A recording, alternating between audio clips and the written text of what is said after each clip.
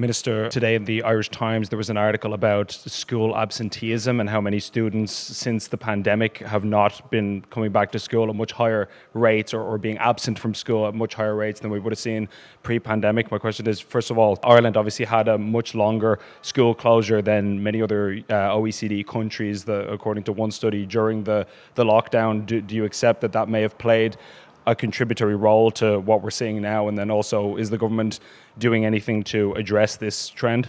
I don't necessarily accept they're linked. I know from, international data that school refusal is an issue internationally now, and it's something I've discussed with European counterparts as well.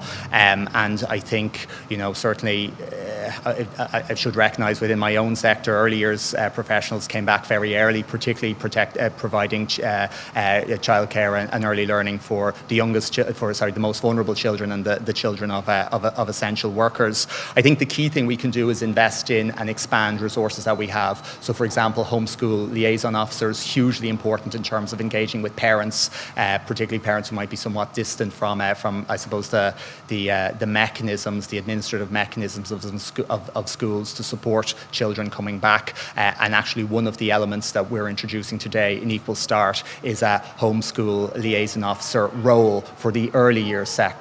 Again, so we have people going out into the community, encouraging parents to make sure their children are availing of the very significant levels of supports to access early learning and care. Minister,